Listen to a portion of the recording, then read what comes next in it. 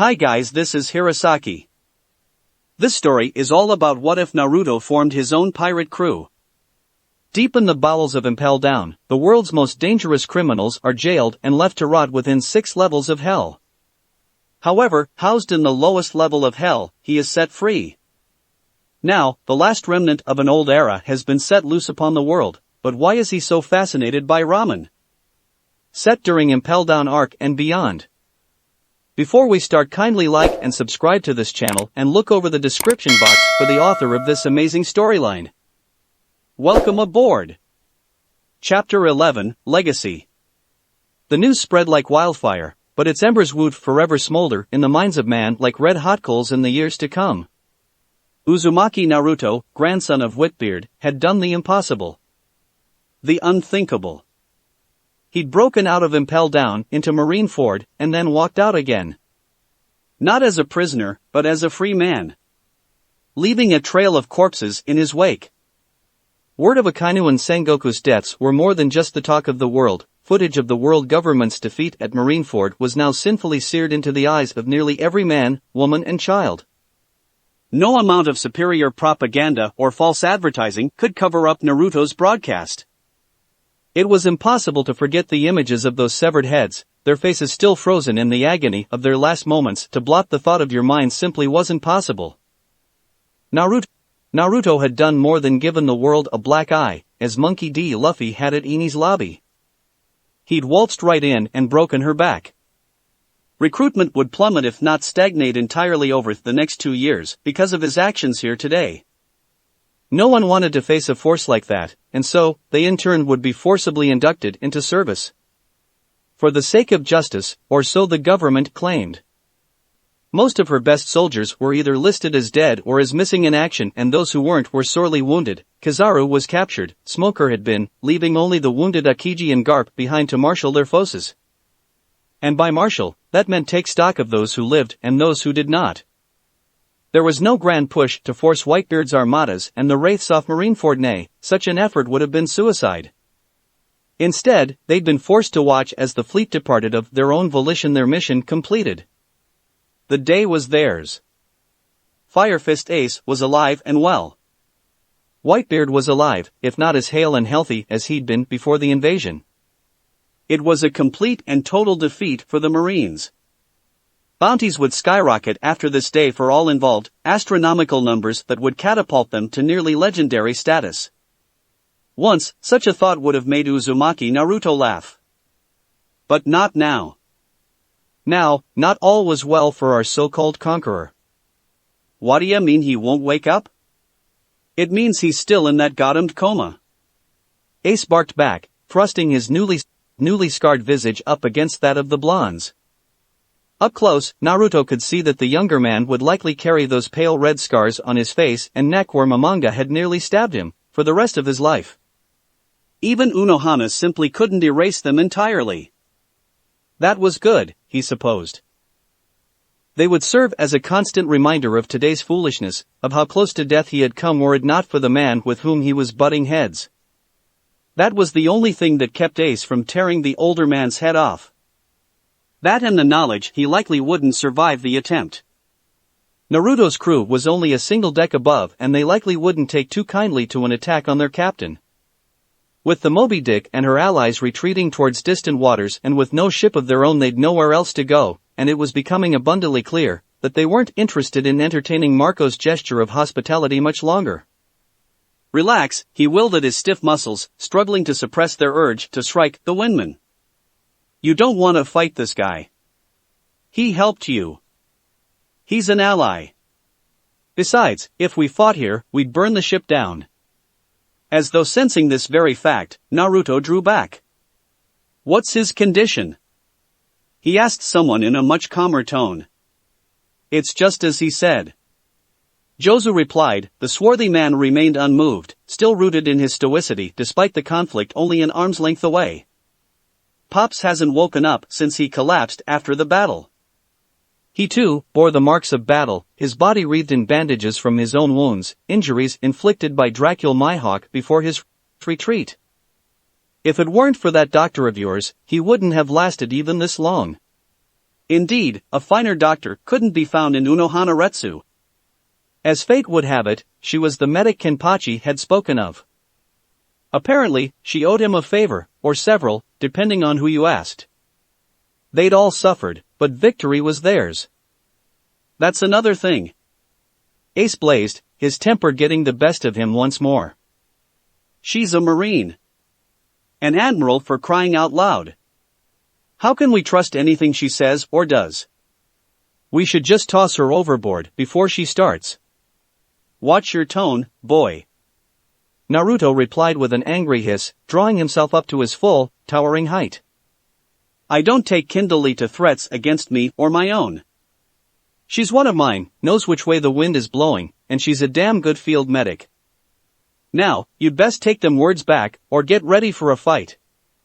Fine by me. Ace growled without thinking. Let's take this thing outside. Oi oi. Both bristled as a blur of golden blue flame interposed LF between the two of them. Calm down.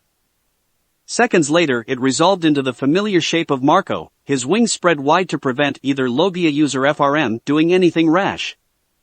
Marco, he is right, Ace. The Phoenix interjected forcefully. You'd have done the same damn thing if he insulted one of us. Now apologize. Jozu nodded in solemn agreement. Faced with such affront, Portugues was forced to back down. TCH, sorry. Forgiven. Naruto replied after a long moment. I know our tempers are high right now. It's no fault of yours. He laid a hand upon the hothead's shoulder in recompense for his earlier temerities. Why don't you go above and check on your brother? I think we could both use some family time right now. Right. Ace agreed readily. Truth be told, he didn't like the idea of Luffy spending so much time with those veterans from Naruto's crew. They were killers, each and every one of them. Sure, they had heart, but some small part of him knew more than one of them wouldn't hesitate to attack the rubber man once aggravated. Especially the big guy. As if to mirror that very thought, he heard a familiar shout. Hey, do any of you guys want to be my nakama? Ace was off like a shot. Oi, Luffy. Stay out of trouble, ya hear me? Marco sniffed sullenly in agreement, never taking his eyes from Naruto, not until Ace finally cleared the stairs. In a single bound, one might add. Thanks. The whiskered blonde demurred softly. No problem. Came the reply. Families gotta stick together. That earned him an arched eyebrow. So, we're family now, eh? What happened to me being a good-for-nothing bastard? That was in the heat of the moment. The Phoenix replied, his feathers momentarily ruffled. I thought you were going to kill Pops, or worse. Come on, Jozu.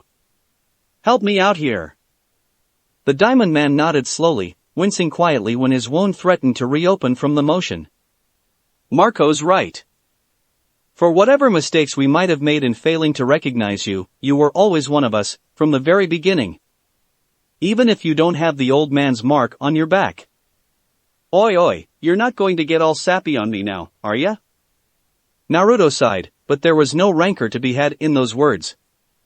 So, are we good?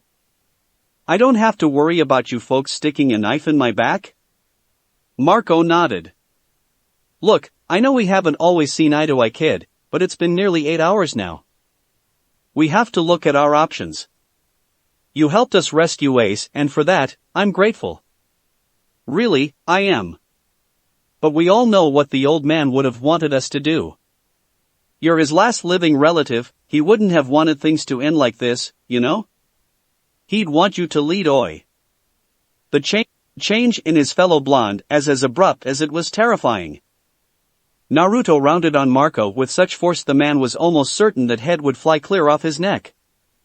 There was such pain in that gaze, their mere act of looking almost drove him mad. Cammy, the things that this kid must have gone through to become like this. When he finally spoke, the word was cold and chilling, almost glacial in its finality. No. But I said no, goddammit. His fist swung through empty air. The effect was as immediate as it was surprising, because it didn't simply phase through as it would have normally. Cracks fissured out across the atmospheres like hairline fractures upon ifs, spreading and tearing as though he'd reached into reality itself and given it a good hard yank. A reverberating crash resounded from somewhere deep within the ship, unbeknownst to all the Whitebeard pirates. The precious stolen cargo from Marineford, now stored deep within their vessel, began to stir within its cylinder. But that was not all that stirred. What the hell? Tayuya yelped as the Moby Dick suddenly shook from within. The very deck seemed to come alive and heave beneath their feet. The sea swayed. The heavens lurched. Despite that fact, Hashirama remained completely unperturbed by the titanic quake, his wood affinity rendering him completely at one with the ship herself. Sasuke and Shikamaru each expressed a modicum of concern, while Kenpachi and Yachiru didn't even so much as stir from their slumber. Stubborn as a rock, those two. Bee cackled merrily at the pandemonium. Mei quietly steadied herself with a hand, her jaden gaze displaying only the slightest concern. Retsu simply sighed and continued dressing Tenten's wound, earning a pained yep from the brunette, followed by an equally livid demand to know what was happening. Luffy made the mistake of stumbling on the deck and tumbling into the sharpshooter's back for no lack of effort on his part and promptly found his head wedged within a mast. Pops! Ace yelped over the din and darted into Whitebeard's cabin. Across the sea. Shanks sighed and took a long draught of his bottle, savoring the same as it warmed his stomach, not diluting his senses in the slightest. He'd felt it just now, a shift in the powers that be, the forces that governed not only the Yonko, but the world itself. Something had changed. And once more, his nephew Kushina's son was at the heart of it all. An era was about to end, and a new one would rise in its stead. He did not pretend to know what fate might have in store, but his far-reaching haki told him more than enough. A legend was about to die. Poor Naruto, he'd be heartbroken. Instead of Luffy suffering the loss of Ace, it was Naruto who would mourn the loss of another family member. He'd already wept over Minato and cried over Kushina. This time, he just might break from the pain. But if he did not break, he would emerge from it harder. Better. Faster. Stronger. Oh yes, I did. If the boy could somehow manage to overcome the seemingly insurmountable obstacle that was his own heart, he'd get through this. Shanks prayed he would. Quietly, he raised the bottle in a toast to the fallen. Rise above it, kid. Whitebeard felt the tremor as well. That weak shock of his own power was more than enough to wake him from his medically induced coma. Dark eyes fluttered open, the world returning to him in darkened swirls of hot flashes and cold, numbing pains. It wouldn't be long now. Most many in fact might have shivered at the fact that death stood so close to them, wept to know that their end was near and that all they had done would be laid bare before the eyes of the void. They would have wept and blubbered and begged for a second chance, anything to stave off Judgment Day. But not him. Edward Newgate stared death in the face and smiled as she pulled him into her cold embrace. He had no regrets. He'd lived his life to the fullest. Ace was safe and sound. His powers were now made manifest in his heir and that little Uzumaki squirt that was his grandson.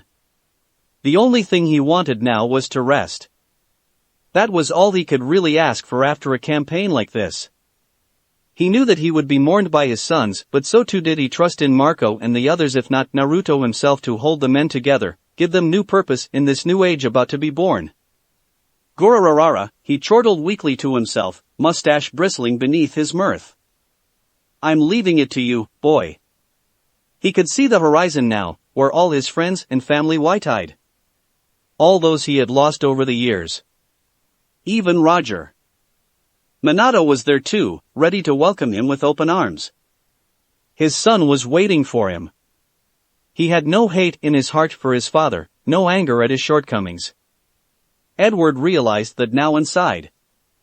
He'd blamed himself for so many things in the past, losing Minato to the Marines, then Kushina to Blackbeard, made that man's soul burn in hell forevermore, not bringing there upright like he should, nearly failing to save Ace in time. For so long he had gone on with this heaviness in his heart. For so long.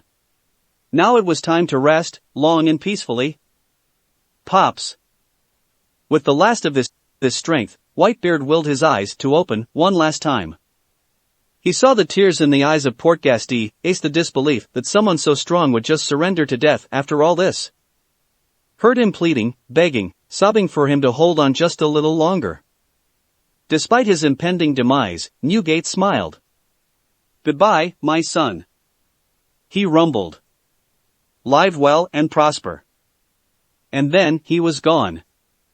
And so ended an era. Holy fuck, Naruto stared at his left hand in amazement, gawping at the damage he'd wrought. What the hell did I just do? Let's try that, again. Marco and Jozu seemed to share in his amazement, their eyes bugged clear out of their heads when the blonde raised both hands and grabbed the air itself, tugging it slowly southward with great care not to cause another quake. The very effort seemed to drain him, however, and a second later he was forced to relinquish his hold upon the new technique. Jozu nearly choked on his own spit. "That's Marco!" All eyes darted to the south as a tear-stricken ace burst back into the room. "The old man, he's dead." Naruto felt all the air rush out of him in a painful gasp, the joy at discovering his new power all but withering away. "What? No.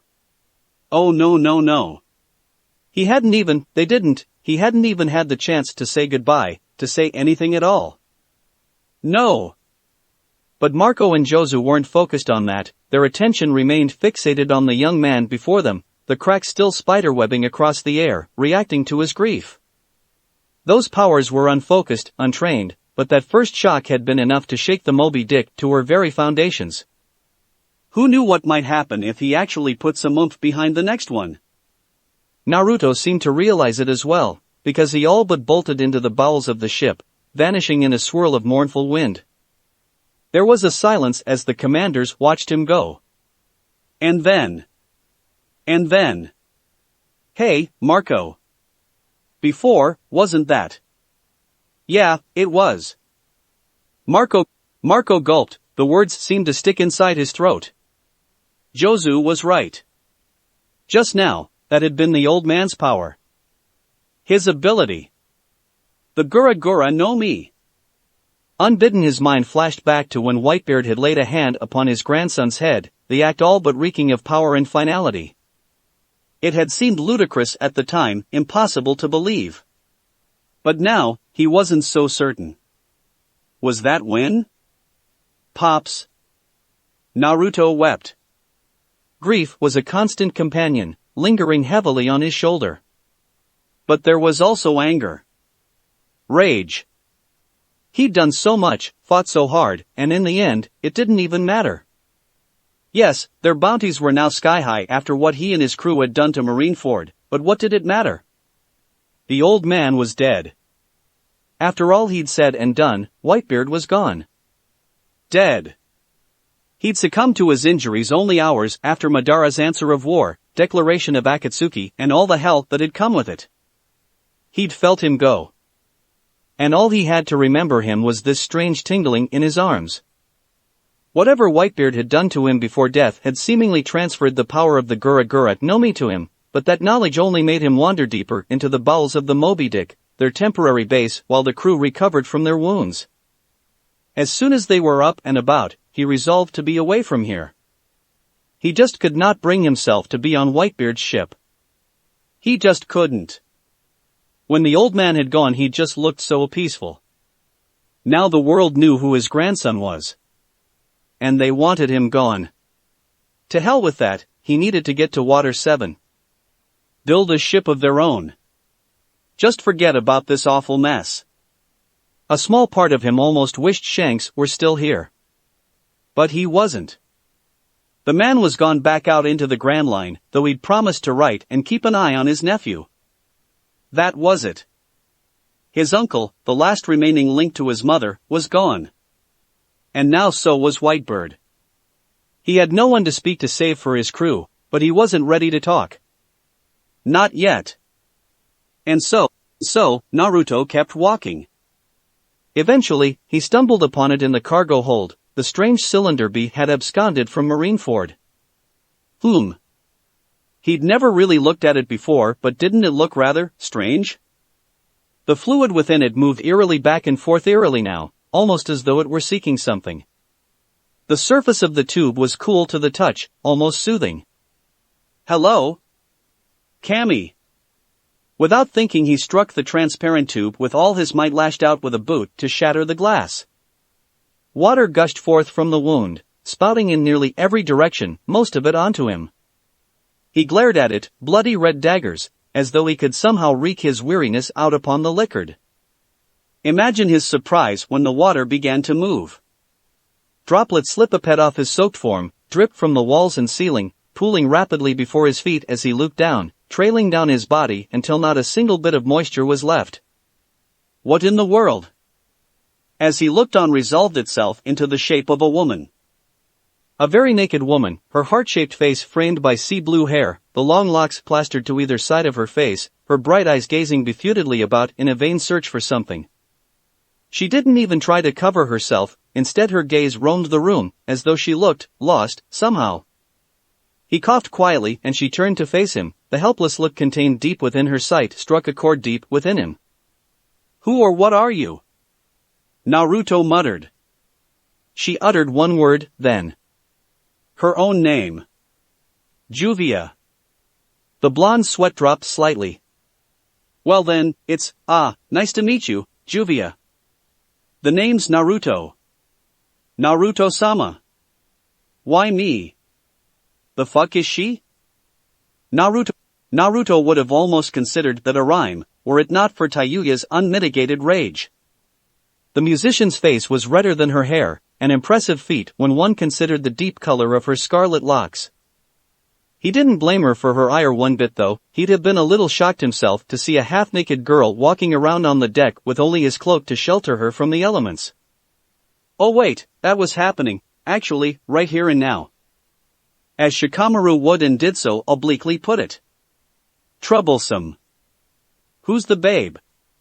Zaraki asked, grinning.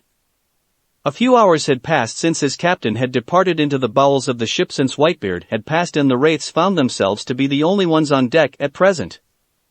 Even Luffy and Ace had gone down below to pay their final respects to the living legend. Naruto, having already made his, found himself beginning to wish he'd stayed down there with the others. That would have been preferable to 9 pairs of eyes ogling the poor girl with obvious curiosity. "Ah! Naruto-sama. A giant." The young woman promptly darted behind his back for cover when she laid on eyes on the hulking swordsman. "Juvia is frightened." Great. As if he didn't have enough problems to begin in the first place, now he had to explain this away. "Naruto-sama?" Tayuya glanced between the pair. Was that a glimmer of hurt in her eyes? Her anger flickering away like a candle in the wind. Naruto-sama was the one who let Juvia out, so Juvia belongs to Naruto-sama and Naruto-sama belongs to Juvia. The Blueonette declared, glomming him happily. And just like that the Inferno returned. "Ha! No. That's not it. That's not it at all." Naruto tried his utmost to explain as much to them. This was not what it seemed, him venting and all, as Kenpachi obliquely put it.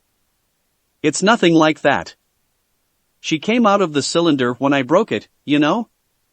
"Yo, and why did you break it, FOH? Wham! You be quiet, blockhead."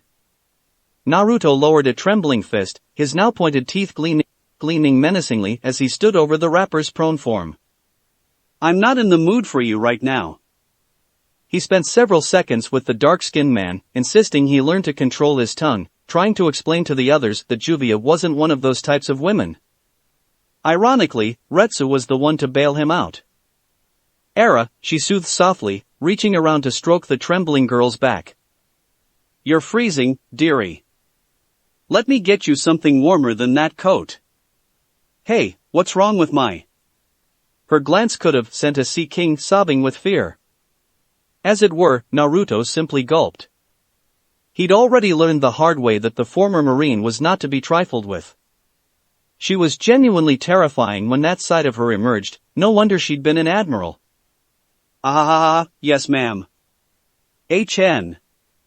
Sasuke grunted. If he had an opinion on the girl or the medic's intimidating persona, he certainly didn't share it. Far be it from him to enrage an enemy of such high caliber, ally or no, he wanted nothing to do with that long nodachi of hers, the weapon that stank like so much blood. But when Retsu tried to reach for the trembling woman, the blueonette simply flowed around the medic like water, her body undulating in rippling motions as she simply fashed through the outstretched arm. Unohana paused, baffled by this sudden phenomenon and not sure what to say. Tenten wasn't quite so reserved. Especially when Juvia clung even tighter to Naruto. What the heck? She's made of water? Hashirama immediately took a vested interest in the girl. How is that possible? That's crazy. Tayuya scoffed. There's just no way. Even if she is an ability user, there's no fruit like that. Juvia did not eat a fruit. Juvia was born like this. There was a shocked silence. Bullshit. You're lying. Juvia is not lying. Then prove it, bitch. Oddly enough, that provoked a strange reaction in the woman. Instead of cowering as she'd done until this very moment, the blueonette tucked a strand of damp hair behind her ear, her eyes dark with thunderclaps the like of which promised a good deal more than rain. Are you challenging Juvia for Naruto-sama? Tayuya's response was as unexpected as it was immediate. You bet your pretty little ass I am. Everyone, even Sasuke, facepalted so hard the Moby Dick actually jumped. Rival. The water woman shrieked. Juvia will not tolerate it. She will not accept a Lova rival for Naruto-sama. I ain't asking, bitch. Sanada. Juvia squeaked at the renewed surge of sound and tucked herself closer behind Naruto's back for shelter. That of course did her no good, as the redhead simply followed her, eliciting a rather humorous game of chase that was resolved only when Naruto reached down and plucked both women off their feet by the scruff of their necks. Tayuya yowled in surprisia and clawed furiously at the offending arms, but to no avail. Her captain gave a gruff grunt at her feeble attempts at resistance. Oi! Lemme go. Nope. YUMMPH. Her words ended in a wordless gasp as his lips met hers. Her body went boneless, her cry of surprise warping to a moan of delight. Sathi. Naruto-sama ea. She wailed. Please kiss Juvia, too. Well, I usually like to break a girl out of prison first, but what the hell? He leaned in and laid a chaste kiss upon the blueonette's lips. She swooned. Juvie. Wish he'd do that to me. Tenten muttered.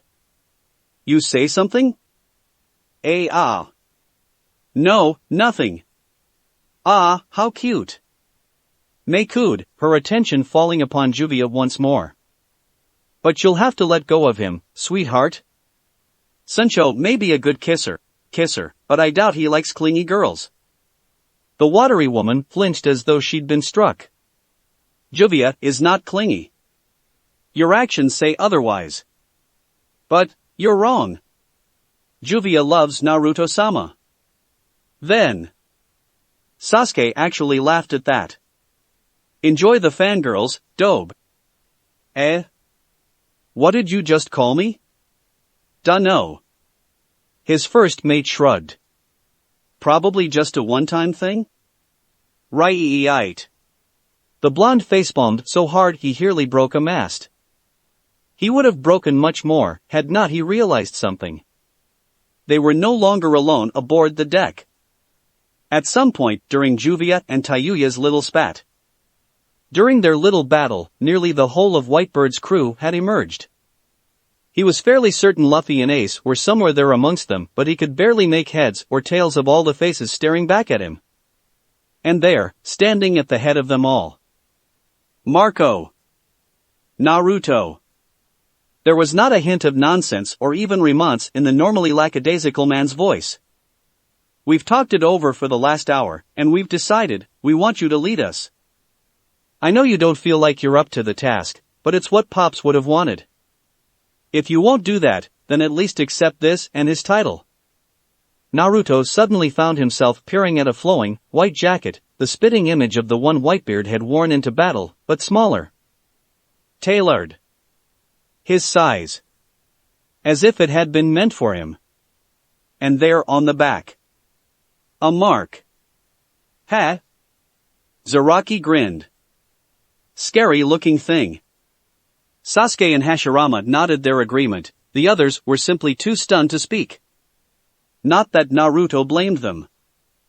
It resembled the old man's in a way, but instead of a purple skull and crossbones, that skull was a ghastly color. That much was true. The grinning rictus of its cobalt smile seemed to leap out at him from deep within the storm around which it had been fashioned. A pair of shattered swords lay thrust between its teeth, completing the illusion that the skull was actually biting clear through them, a feat Naruto had once performed during his early days as a pirate. It was angry and vengeful, yet at the same time, maddened and mirthful. In every way, it was a wraith. It was his mark, just as he'd envisioned it to be when he was a boy. Before he'd eaten the Kaze no Mi, back when he'd first dreamed of being a pirate. How the hell had the old man known about that? Everything seemed to click then, his gaze snapped up to the clouds, and for a moment, he thought he saw the old man's mark there, lingering in the heavens before the clouds drifted away. And then, just then, he thought he had a hand on his shoulder, thought he heard a voice in his ears. You are my grandson. Harsh tears stung at his eyes. So, you were watching after all, old man? Numbed, he accepted the offering, since Juvia had his old coat, there was really no reason not to. Then he realized what he'd just done. Marco had mentioned something about a title. Wait a second. His own jaw nearly dropped clear off his face at the implications of such a thing. Him? Yonkou? One of the 4 emperors? Absurd. Ridiculous. A small part of his mind screamed these things as he slipped into the sleeves. But the larger part held tight to rationality. He need not lead the Whitebeard pirates. But they could certainly be his allies. Naruto met Sasuke's gaze, then Tayuya's, then Mei's, tracing across each member of his crew, the approval and admiration there. This gallery of rogues had followed him into hell, and would do so many times more as he knew. Just like Whitebeard's crew, they'd laid their lives in his hands. And he was honored. He lifted his arms and shrugged on the jacket of his shoulders. Then he hoisted high the halberd they forced into his hand, brandishing the pike-like weapon with intent. When the tears came this time he let them flow in a rush, realizing just how blessed he truly was. Oh who! His words were a teary roar, splintering the very skies with their force. Men! You honor me with the burden of leadership. I will not let you down. Captain! They chorused. Naruto roared even louder, and the wraiths roared with him. Well, this was certainly proving to be an interesting voyage. Chapter 12, Bargain, Interlude. One Piece does exist. I suppose you could say the seas got a little rough over the next 2 years thanks in no small part to those words. Oomph. That's putting it lightly. Countless pirates the world over took to the seas because of them.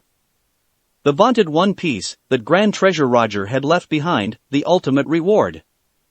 How could they not? It's a man's romance. Women, too. The unexpected proclamation that the mythical legacy left behind by the world's greatest pirate truly did exist spurred countless adventurers and created a disaster that would shake the world to its core. But that's a story for another time. With my grandfather's death, the fragile balance of power shattered. Big Mom and Kato leaped at the opportunity to claim what territory they could before we beat them back. It took us a years and excruciatingly year to finally claw back the shattered scraps of our turf. To this day we still haven't reclaimed the rest. Such as Fishman Island.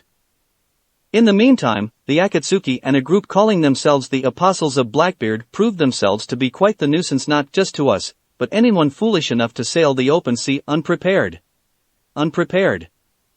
You'd think someone like that wouldn't attract a following, no? Wrong. For all his failures, he set the stage that eventually led to the old man's death. Even if he wasn't the one to strike the final blow, Whitebeard still died because of him. He captured Ace in the first place, that first fateful domino, the one that sent so many others sprawling. Which led to my grandfather trying to take him back, and culminated in his eventual demise. Men like that attract a following, and not the good kind.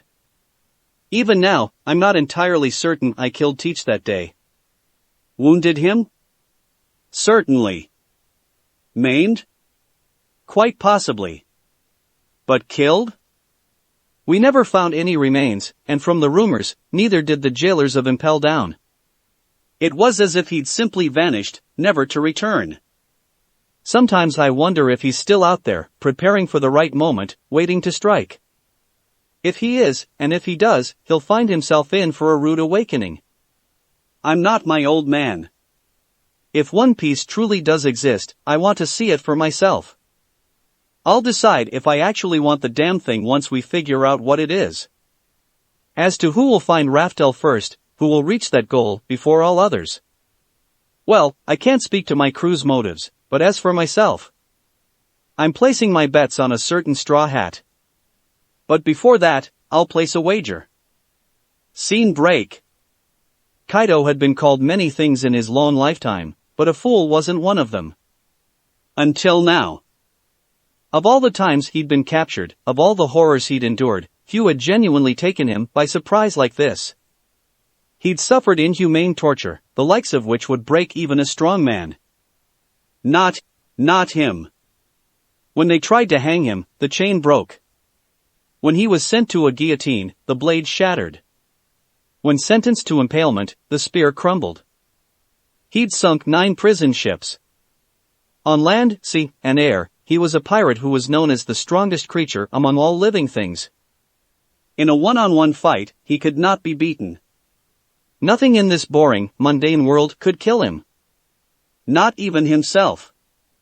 As such, for a man who sought death above all else, he found himself somewhat flummoxed when the spawn of a dead man came to his doorstep. Much less when said man presented him with a towering bottle of sake and planted himself at his doorstep. Him, and that strange watery woman who never left his side. Just who did they think they were, coming to this country in the dead of winter? Only 2 of them? With no army? No reinforcement? Did they have a death wish? They were certainly brave, if nothing else. Or perhaps they were simply suicidal. Did they take him for a fool? Did they think he could be bribed with strong drink? What are you doing here, brat of Whitebeard? The words emerged from him in an earth-shaking rumble. Did you come to die like your old man? The mention of Newgate stirred a bitter anger in him. Damn Whitebeard. He'd managed to die somehow, hadn't he? It wasn't fair. Or are you begging for your territory back? A pall of silence hung between the two of them, broken only by the snow howling outside. He expected fear of some sort, anger, indignation, anything, really. Not this insipid ghastly quiet that threatened to drive him mad. Uneasy, the woman in blue nudged the younger Yonko. Naruto-sama, she murmured, shouldn't we? A hand rose, silencing her. On a whim, Kaido made a snap decision. If the runt truly had come crawling to him for such a mundane reason, he would kill him on the spot. If he was an emperor of the sea, then he should take what was his by force. Not with clever words or petty negotiations. If he truly possessed the power of 2 devil fruits as the rumors suggested, then he had more than enough strength. He might even be able to kill him. As tempting as that prospect might be, he found himself far more curious as the blonde's purpose here. Tell me, is that why you're here, brat? Ice blue eyes rose to meet his. No. Came the soft reply. Good. The word burst of the tattooed man in harsh guffaw. I'd have killed you if that were the case. Now.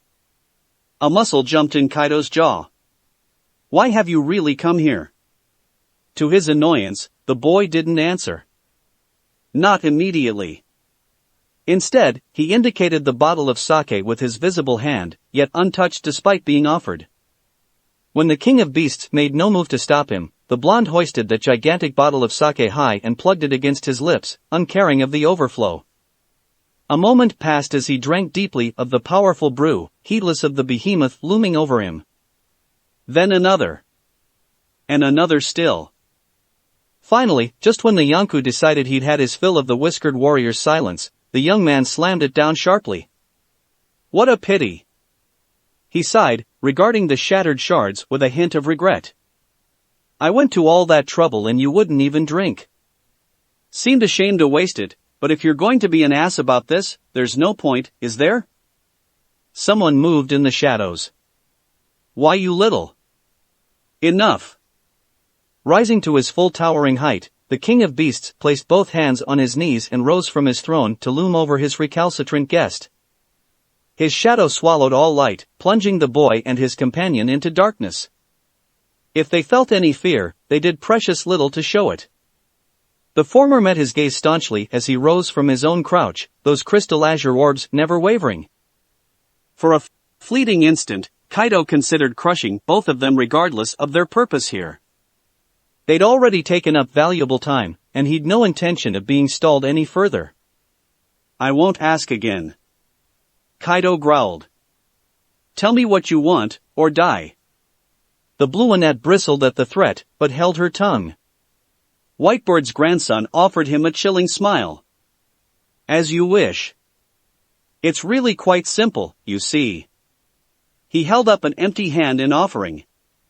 I've come to bargain. Bargain? Whatever good will the horn-pirated might have felt drained out of him at the boy's lackadaisical response. Absurd. Wholly, utterly absurd. The boy had nothing he wanted. So why bargain then? He claimed no interest in the territory he'd lost, yet he still perpetuated this farce like some young upstart bah. Enough negotiations. He'd exhausted his patience. This was exactly why he hated talking. Only weaklings used their words. True men let their fists do the talking, and come what may. Not this silver-tongued bullshit. As though sensing that thought, Newgate's boy arched an eyebrow. Hit me all you want, I'm not here to fight. Whitebird's grandson shook his head. As I said, I'm here to bargain. You help me, I'll help you. And what's in for me? Kaido growled. The blonde merely beamed at him. A guaranteed way to die. Oh. I see. A towering arm rose, fingers brushing the ceiling. Let's test that, shall we? Naruto's head tilted slightly, regarding his rising forearm with mild concern. Do you really wanna? Be gone. With a yelp, the watery woman flowed upright. Naruto-sama. A hand snapped up. Stay out of this, Juvia. Before the blonde could offer another witty retort or anything meaningful in the way of defense, Kaido brought his fist crashing down into his upturned chin.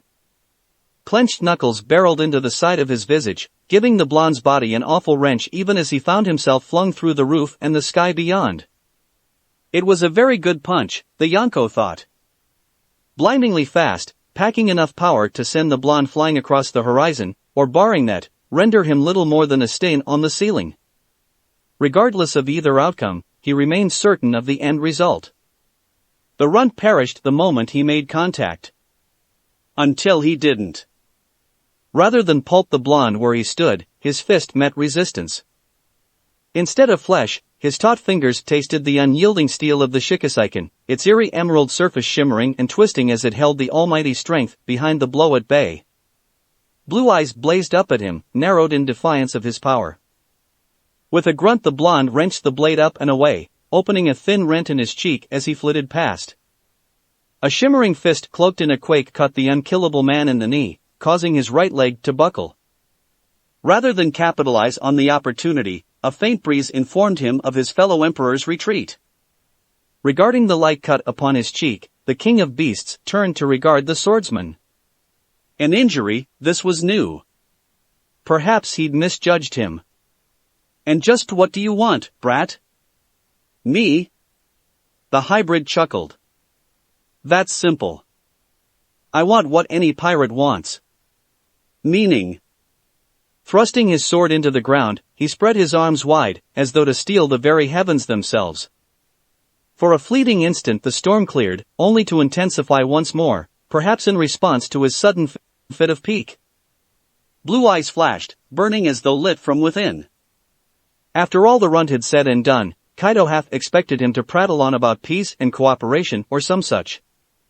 He seemed the sort to say such things, or the kind to restrain himself. He was pleasantly by what followed. As luck would have it, his request proved another matter entirely. I want everything, of course. Naruto laughed, guffawing openly in spite of the storm. I want a family. I want fire. I want fury. The wind picked up as he spoke, pitching his words into a frenzy, forcing him to shout just to be heard. I want to tear this rotten world to pieces, to drag those in power off their gilded thrones and cast them into the streets for what they did to my old man. I want excitement. Entertainment. I want a grand adventure the world has never seen, a tale like no other. To turn everything upside down. But first, what I really want, no, what I need. Those wild blue eyes blazed a sinister scarlet. Is Big Mom's fat head on a spike? His hand arced out toward him. Do we have an accord? Chapter 13, Playing with the Big Boys, Prelude 2. He'd finally done it, Fishman Island belonged to him. It was a rich heady sound that had no business being uttered in the royal palace. Year. This island is under protection again, you damned brat. But the king showed no fear. If you know what's good for you, you'll leave. At once. Hody Jones sneered. Why should he listen to such foolishness? With the royal family fallen and the palace sacked, all the world was his oyster. Soon he'll move. Ja-ha-ha-ha-ha. What of it, Neptune? A crazed grin tore across his face. An emperor of the sea? Here? Don't be absurd. Big Mom cares little for us. He chuckled anew at the thought, thumbing his nose at the prone monarch trapped at his feet. I'll kill you, and then I'll kill your damn daughter, and then I'll kill all the humans. Neptune groaned. No. Not a groan. A chuckle. I do not speak of Big Mom, you fool. His massive bulk strained against the chains that held him. Stop this madness before it's too late.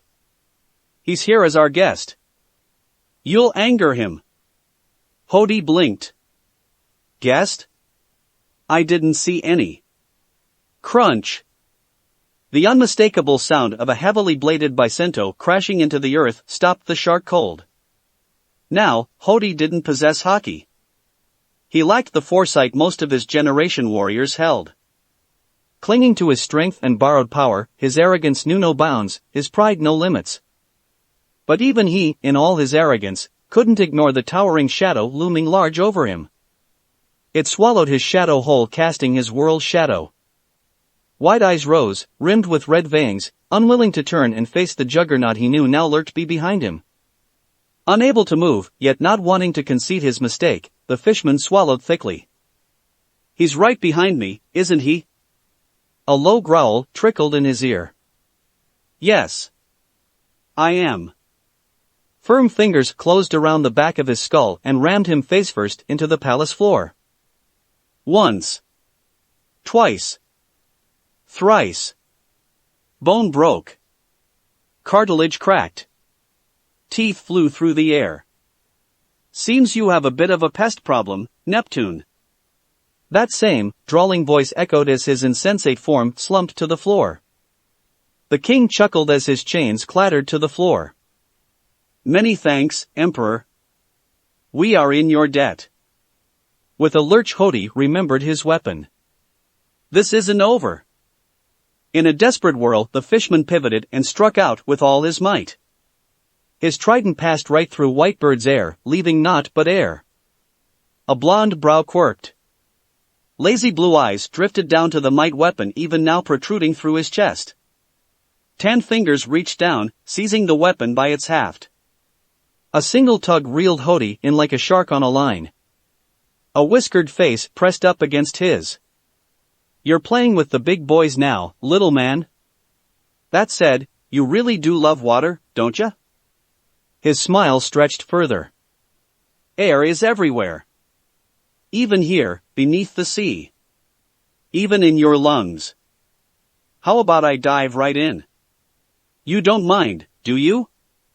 After all, you never gave your victims a chance now, did you? No. You can't. Filthy Huma. Strong hands pried his jaws open. Hody didn't even have time to scream. Preview. What kind of mushrooms did you say those were again? Sasuke shot past like an arrow loosed from a bow. Fly, you fools. All right. I'll bite. What did you do, Captain? Naruto's head popped up from the hold. Alright, but you can't be mad. Tenten growled softly at him. What did you do? I was minding my bullshit. That's it for this reading. Hit like and subscribe for a free ticket pass going to the different worlds of anime fanfiction. Looking forward to having you on board again.